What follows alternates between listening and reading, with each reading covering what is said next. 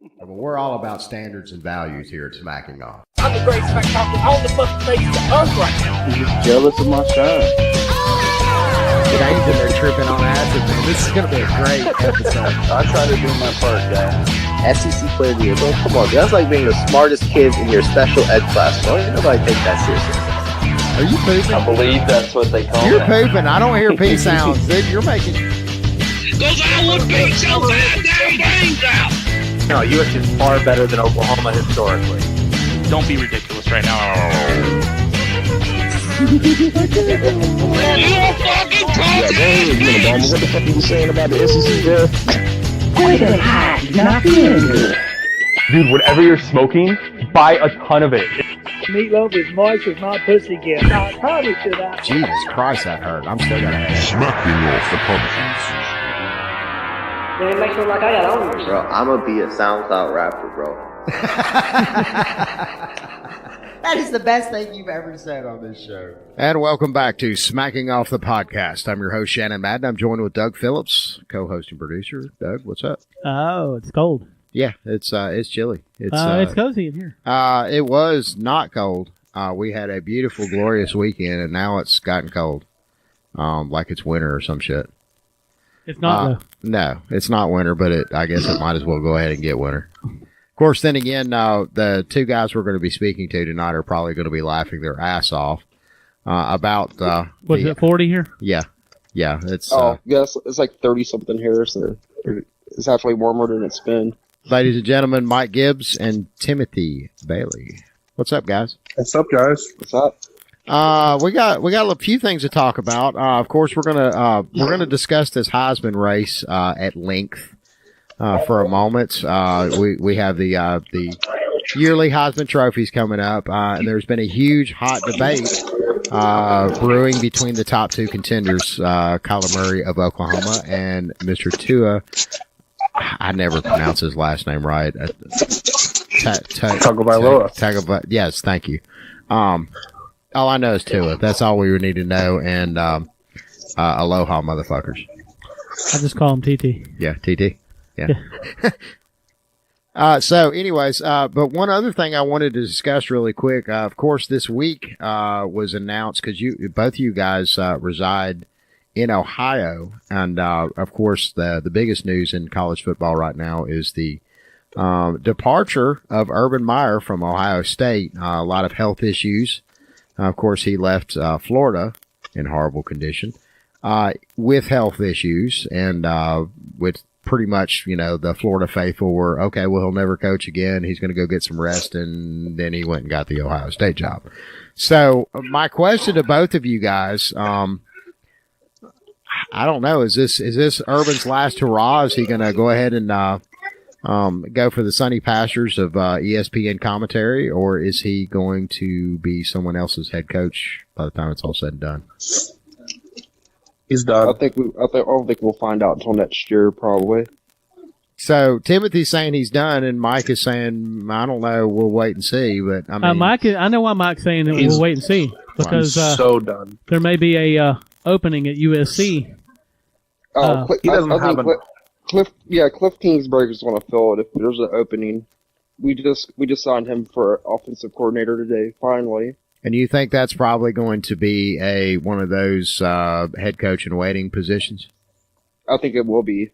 I mean, there's no way he's not going to have a really successful career in the Pac-12. I mean, it's not like it's the SEC or anything, Yeah, the Pac, again, we've talked about this at great length at the beginning of the season and all throughout the season, the fact that the Pac is not showing up in the playoffs. Of course, neither is the Big Ten for that matter.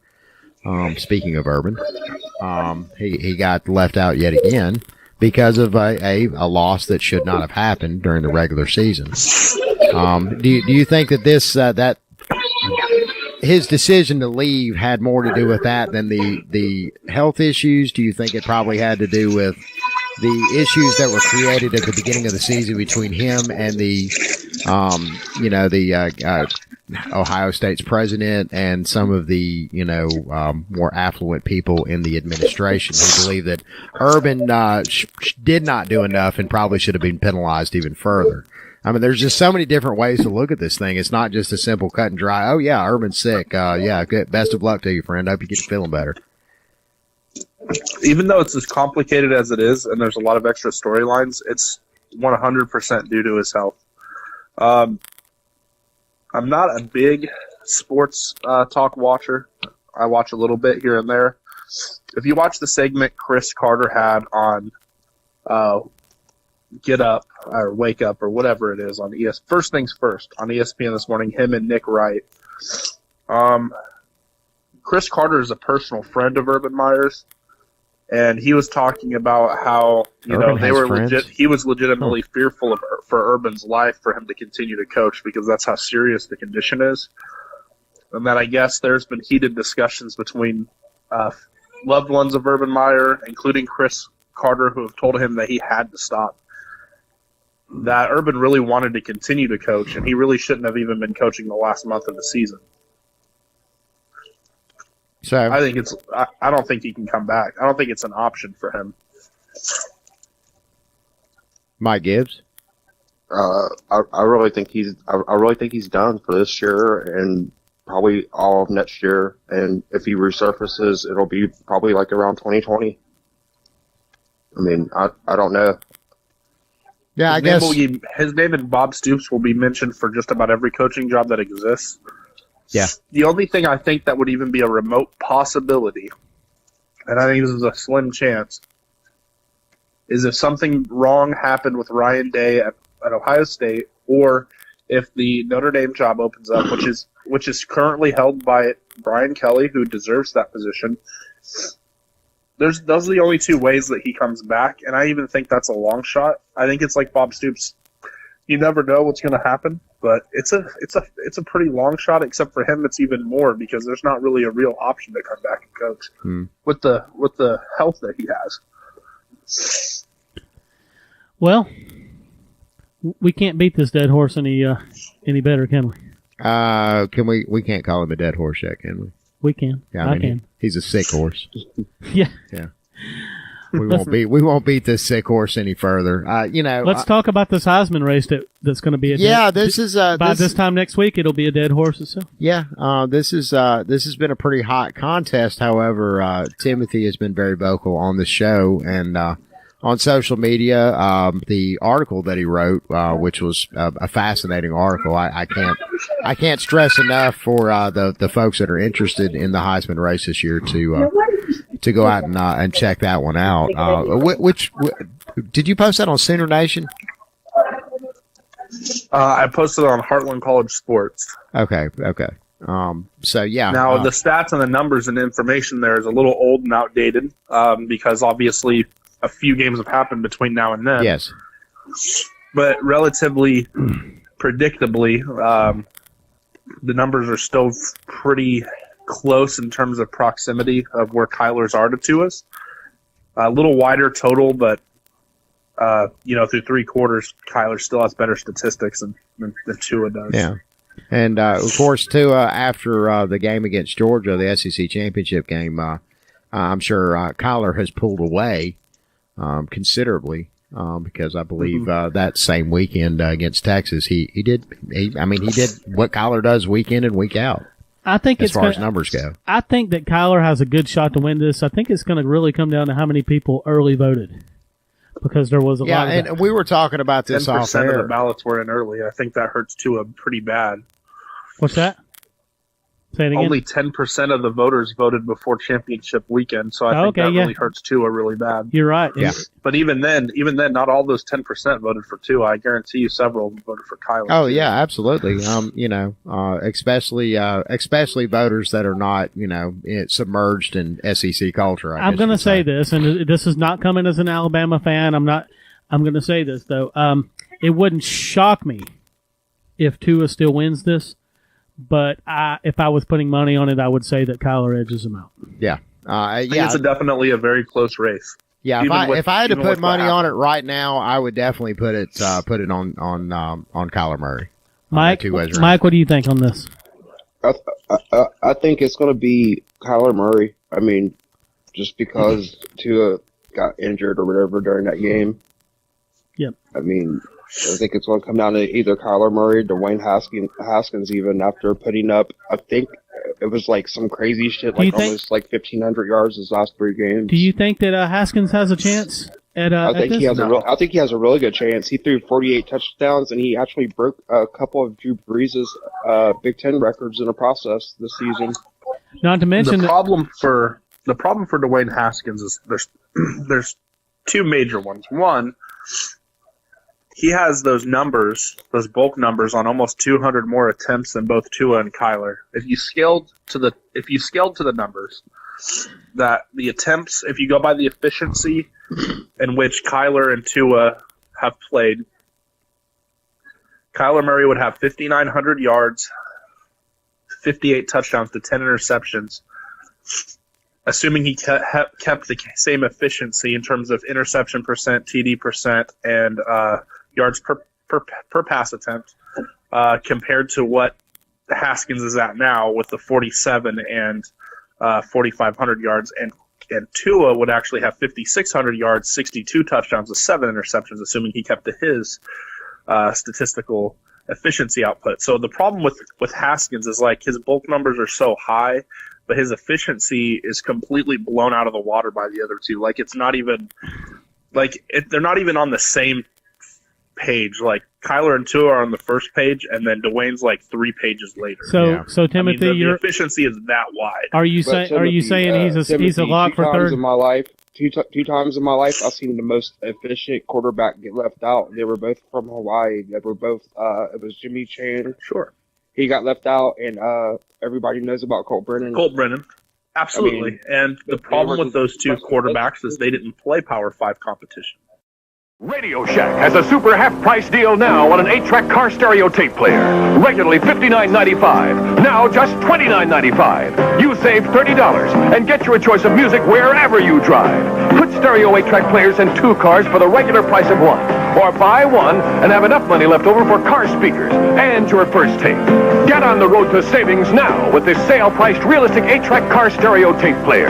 Only at Radio Shack, a Tandy company. Our audio-only podcast is hosted at podcastgarden.com/podcast/smackingoff. Or find us on Google Play Music or on iTunes. Well, I'm not talking about one game. I'm talking about, like a whole season. Like, if it was about if Group of 5 teams had a chance, LaDainian Tomlinson would have won the Heisman in 2000 because he had 2,200 rushing yards. If Group of 5 people had a chance, then you would see guys like Colt Brennan, like you mentioned, would have won. Not only just he got like 5th place, I believe, or 3rd place and won. You would have seen Kellen Moore win one. Like those folks won't get the votes, and maybe it's fair, maybe it's not fair. That's up for another debate. But it's very difficult to compare Colt Brennan to Kyler Murray and Tua Tagovailoa, considering they play Power 5 competition almost week in and week out. Yeah. Back to 2018 for a second. What names do you think should be in this list that aren't? Either one of you guys. Who? Will Grier. Okay, well, Will Grier's name is. Where is he? He's still in the top 5, isn't he? I mean, he's probably going to finish 4th. Yeah. But he should have gotten an invite to New York. Oh, did he not? Sorry, I missed that. You only get the minimum that you can bring is 3. Yeah. Haskins is so far off 1st and 2nd. I mean, I don't know this for sure, but the minimum you could bring is 3. Okay. That tells me that it wasn't a very close race from 2 back. I don't think that Haskins is going to be even close to Tua, who's going to get 2nd. I don't think it's going to be close. I think Haskins is way far back. Mike, do you have any players you think should have been in this list? Man, my boy, Jalen Waddle. Jalen Waddle, he's a freshman. What? I know. Young. I really think that I played wide receiver and I played corner. I really think wide receivers don't get half the credit they deserve. I think he's got I think it was 57 catches for 802 yards, and he averaged 19.6 yards a catch. I like Waddle. But he's not the best receiver on his own team, though. What? No, that's true. He's a freshman, and I think he's only going to get better. That's fair. So I think he'll get better. So who is the best? Judy's the best receiver, is he not? Oh, by far. What's his number? Out of Oklahoma better break a lot of tape for their ankles, Timothy, for that game. Oh, do you mean you honestly think our secondary is going to do much to stop those receivers? I mean, like, well, I think your whole defense is going to struggle to stop those receivers, man. They're like. And I honestly think that Alabama's defense is going to struggle to stop our receivers. We got two first rounders as well, and CeeDee Lamb and Marquise I'm being Brown. non-biased by saying this, but Alabama is going to be the best secondary you guys played. That's going to be a fact. I mean, for real. Maybe, but they're all freshmen. We'll see how they do against experienced, top-notch first-round talent wide receivers. We'll find out. They'll find out what when you play in the Big 12, you get to find out real quick. Patrick Surtain and Bookie Radley-Hiles were two of the best corners coming out of high school, 1 and 2 in pretty much every category. Bookie's gotten burned because he plays against All-Americans every week. Yeah, exactly. He looks like garbage right now compared to his IMG highlights that I watched. Yeah, so well, first of all, he's playing safety instead of corner, which is the first problem. Okay, the second problem is he's facing tougher competition at wide receiver than Patrick Surtain's facing in the SEC. I want to go on record for just a second. This wasn't meant to be a Okie Alabama segment. I told you it's inevitable. We were definitely going to wind up talking But this about right here is some preliminary talk, and I'm going to let you guys go back at it. Yeah. Whatever he just said is what I'm saying. Yeah. Or is that a girl? That's my son. Okay, yeah, I thought it sounded like a boy. It was a little deeper than it would be if it was a girl. He said, what did he say? Boomer sooner? Yeah. Yeah, something like that. All right. Yeah, fuck them gumps. Yeah. Yeah.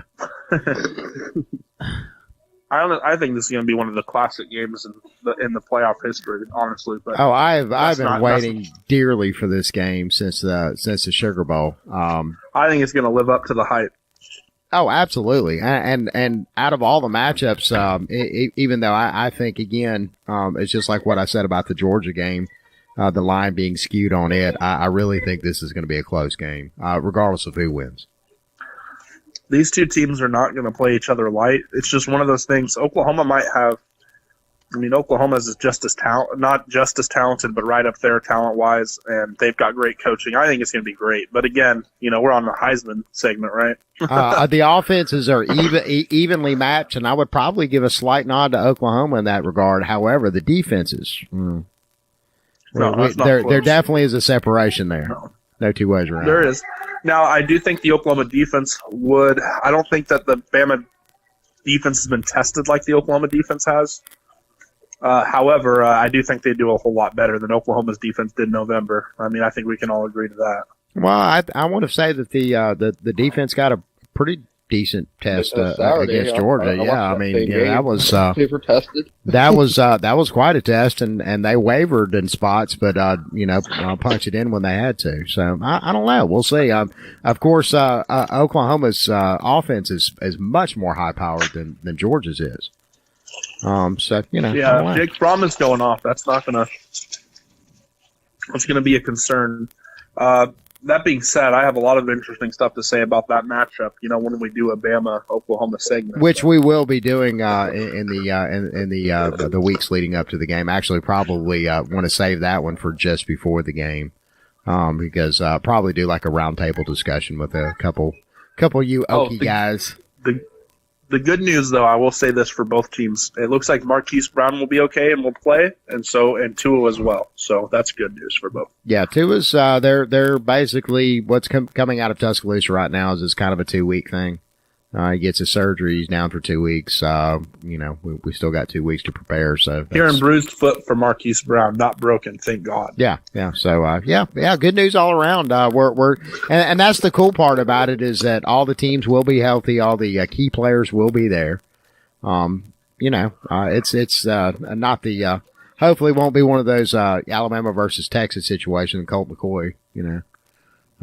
That would be the worst thing that could ever happen. Either KYLER or Tua goes down in the first half. But hey, we still have a decent backup quarterback at Alabama. Definitely. Who'd have thought it? I was very excited for Jalen. Oh, I was too. I was so proud of that dude. I thought that was really awesome for him.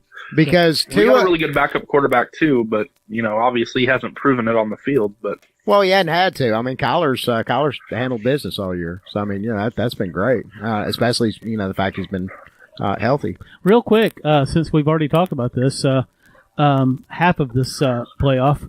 How about Notre Dame and Clemson? How do we feel about that? Who gives a fuck? That's going to be a hell of a game. I don't think it's going to be that great.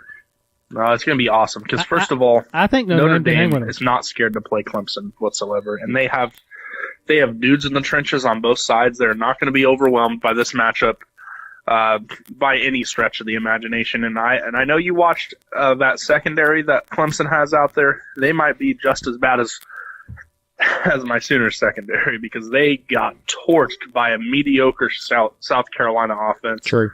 And Ian Book going to do a number on that. Made Jake Bentley look like he was playing for the Heisman. Mike, what do you think about Clemson and Notre Dame? Oh, I can't pick Notre Dame. I'm going to say Clemson. But do you think it's going to be a game, or do you think that it's... I think it's going to be better than people think, honestly. I do too. I'd be more surprised if Clemson covers than if Notre Dame wins.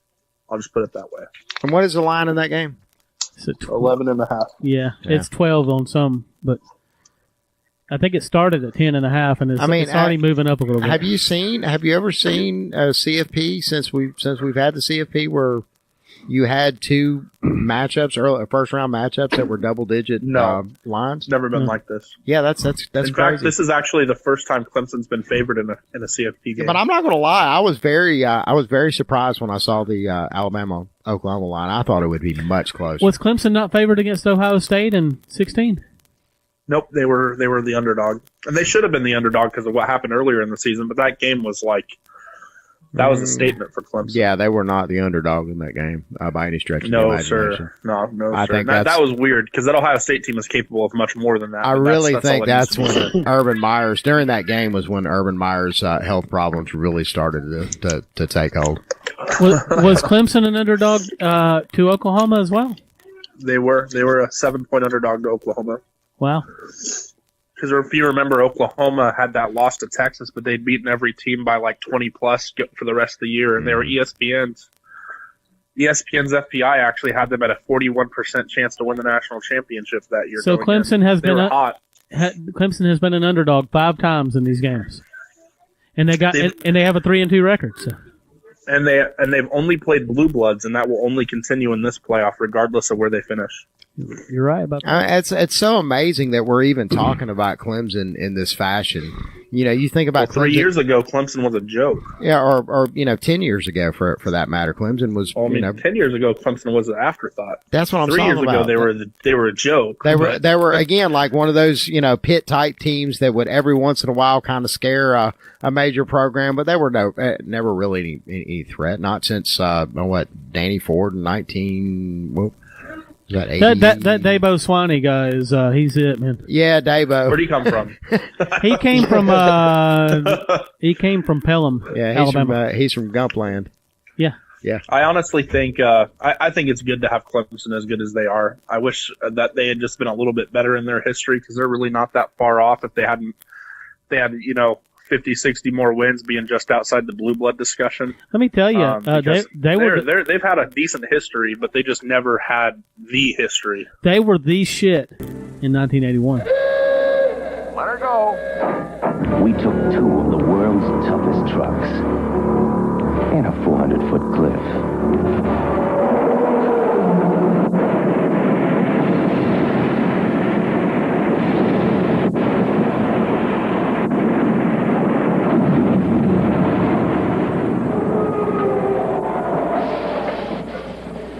And this is the truck made by Tonka.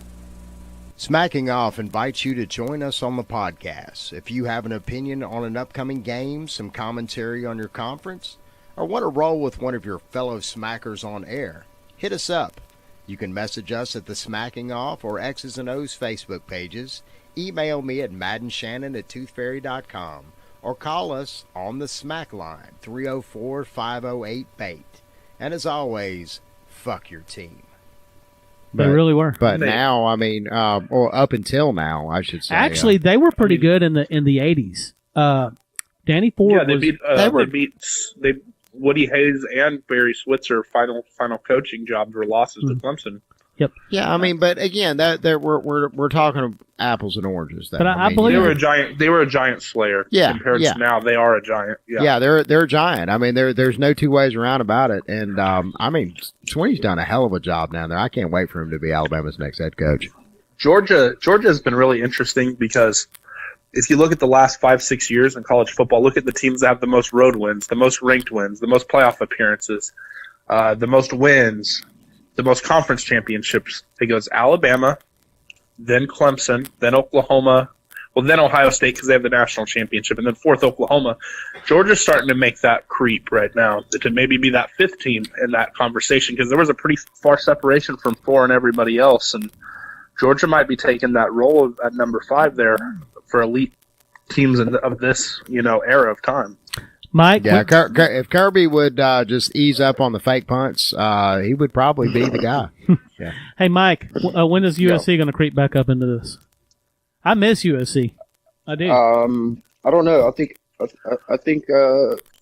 we'll find out like next year. I mean, because that Cristobal dude is like got Oregon on a new level, and Oregon's got like the number 1 class in the Pac-12 and number 4 nationally. Until early signing day when USC gets all the guys that haven't signed yet. Are we going to see another? That's not going to happen. Are we going to see another Oregon run? I think we're about to see another Oregon run. Cristobal is too much of a choke artist as a coach. All right, so y'all disagree on this one. I think we're about to see the decline of Washington this year. No, they're here to stay for a while. Tiggy, he didn't mean that. Yeah, Jacob Eason coming in next year. They'll be better next year than they were this year. Yeah. I don't know. They were a quarterback from being a playoff team this year. I mean, because Jake Browning's not the same guy he was in 2016. If he was the 2016 Jake Browning, they would have been in the playoffs without question. I have to be completely honest. I want Washington to come back because Tiggy has not been right since Washington has fallen. He's been absent pretty much just about this whole entire season. I mean, we can book him right now for the show. He just won't show up. As your quarterback in the Pac-12, you're a fucking terrible coach. All right, before we go, I want to get. I'm sorry. I know. I realize that. Timothy, you're going with KYLER. We know that. How? What do you think the voting is going to be like? How close is this going to be? I think it's going to be close between TUA and KYLER. I think KYLER's going to win because of the championship weekend performance of the two quarterbacks. I mean, I have to agree with you. Go ahead. I have to agree with you because I told you, TUA's going to have he's going to have to fall apart. And he did. He fell apart. Yeah, he did. No matter what caused it, if it was an injury or whatever, he still had a bad enough game, and KYLER still did the same thing. And KYLER was dominant in the Texas game. I mean, oh, absolutely, it was crazy. What was it, 350 that yards? That throw to Calcaterra at the end passing was just wow. Mm-hmm. Yeah.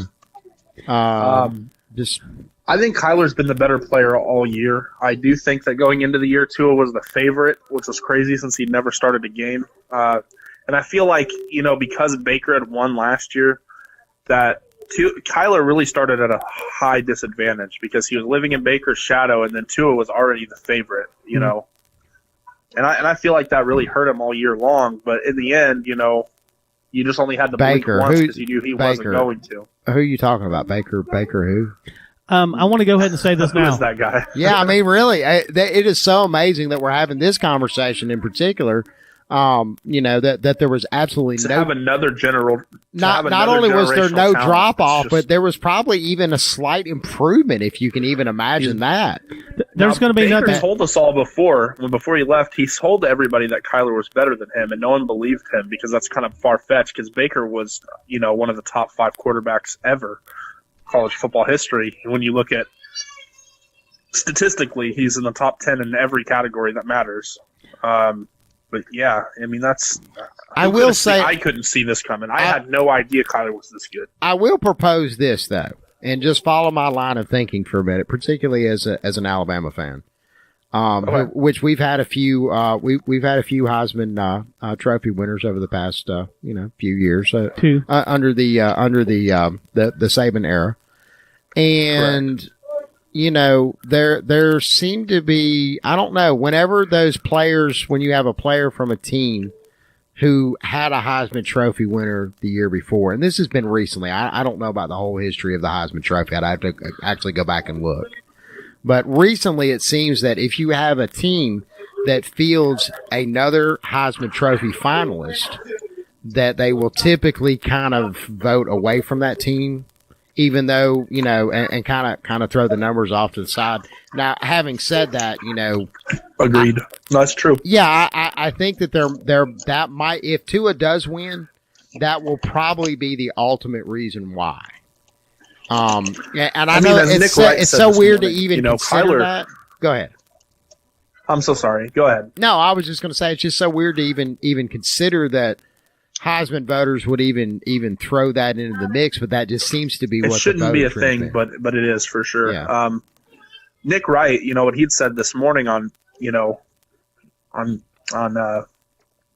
already said the name of the show. Anyway, he said if you took it all in a vacuum and you took away the jerseys, said KYLER would be far in the lead, not just a little bit in the lead. He said ultimately, starting behind Tua and, living in Baker's shadow, which is kind of what I've been saying all year, has really hurt him in the perception of the award. Because this isn't the first week that KYLER suddenly has better numbers. And a lot of people use the defense excuses, but actually I've got an interesting stat for you guys. This is the average defense faced, according to total defense between the three quarterbacks. Tua faced the best overall. Hardest competition at 63 is the average defense that he faced. Dwayne Haskins faced an average of 64, and KYLER faced an average of 70. So interestingly enough, they're within a few spots of each other. The competition they faced defense-wise really wasn't that different. Now, well, and I think that's just one of those things that people. I just think that's one of those things that people throw around on social media just to kind of make themselves feel a little bit better. And right, again, they did it with Christian that McCaffrey. shit doesn't matter. Imagine Derrick Henry in the Pac-12, and I'm like, Christian McCaffrey broke Barry Sanders' record. You make excuses for guys that are kind of good, but they're only doing just enough. Mm-hmm. And you can say, well, it's because of the competition. You don't say dudes that are exorbitantly great are only because of the product of playing defenses that aren't good. You know what I mean? I always fail to understand why people say stuff, because I feel like that makes you feel – I feel like that's just a dumb statement, to be totally honest with you. But well, and again, it's one of those little hairs that you want to split to try to give you the edge in an internet, battle between somebody from an opposing fan base. Really, at the end of the day, that doesn't mean shit. It really doesn't. Both Oklahoma and Alabama faced a good mix. And everybody can argue about from week to week and consistency and so on and so forth. And that's all bullshit. It really is at the end of the day. It's absolute bullshit. Yeah, that's fair. That's fair. But at the same time, it's also that, when we also talk about raw stats as far as, totals here and totals there, that's why sometimes those get kind of shoved off, because there's a lot of, I don't know. It's hard to put yourself in each and every individual Heisman voter's head, because they all have some little different way that they're going to look at it versus someone else who's going to look at it. And regional biases. Maybe Tua has higher stats if his defense doesn't play as well as Alabama's has been this year, because maybe he has to play, longer and make more clutch throws. I think that's one of the things that hurts Tua as well. Fair or not, he doesn't have any of those Heisman moments. What throw did Tua make this season that you go, that is what's going to win this man the Heisman? Sorry, KYLER's done it. Jalen made the throw. Yeah. Or Jalen made the run, or whatever. That's Tua wasn't in the game. That was Tua's chance. But if you want to point at the play that actually even put Tua in the conversation, you have to, and it was a play that was made this year, but you have to go back to the end of last season. Right. That 2-26 throw. That's the reason that Tua came in as a favorite, because he was just so dominant in that second half against a Georgia team that was pretty much Georgia defense that was having their way with Alabama at that point.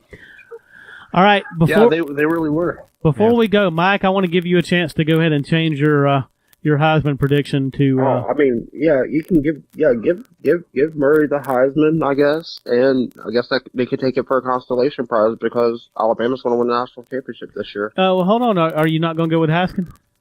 What? No, I'm just saying. I was throwing his name up there because, he's because of his numbers. He's been great as well. He's a Heisman finalist. He just.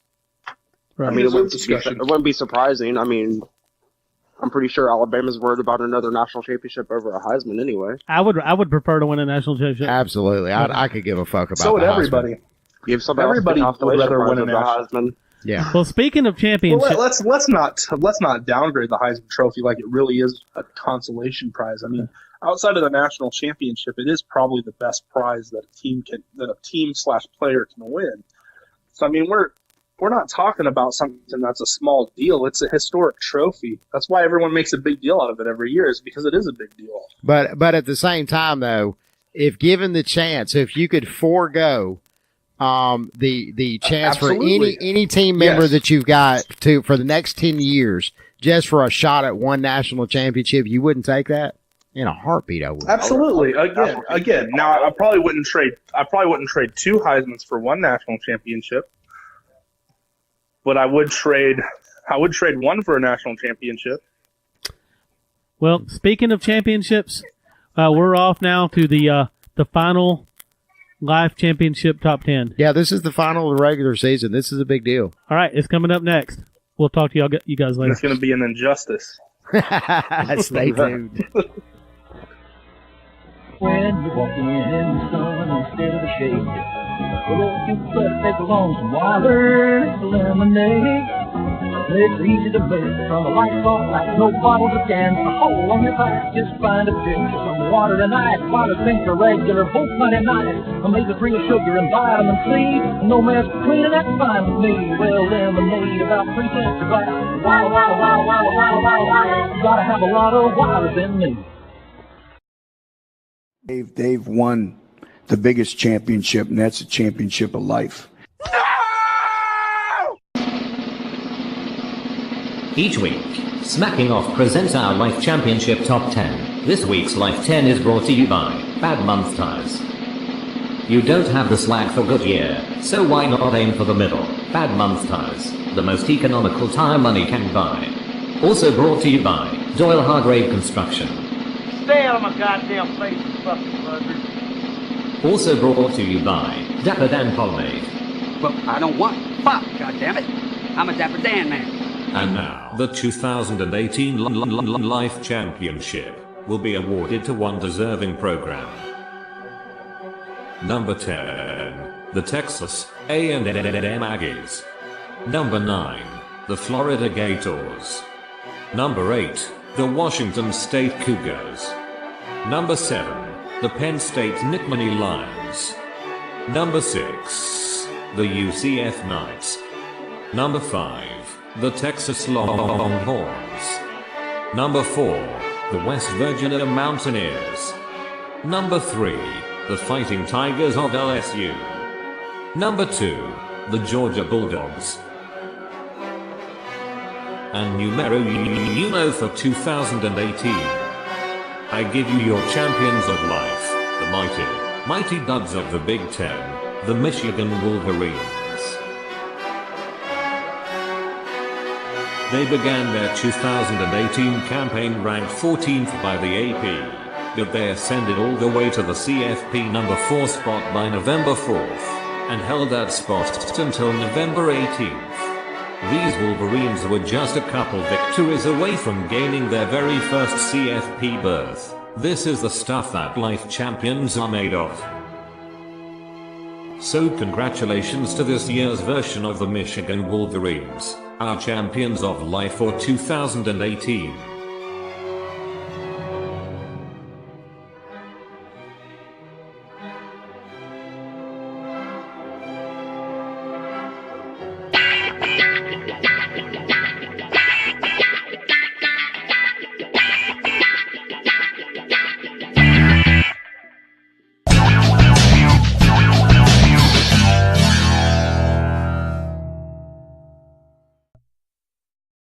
Find Smacking Off the podcast on YouTube at Podcast Garden.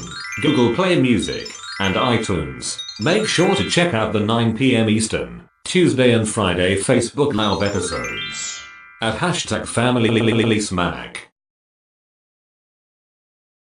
Please subscribe to our channel by clicking the small smacking off icon at the top of the screen now. Click the link at the bottom of the screen to watch last week's episode.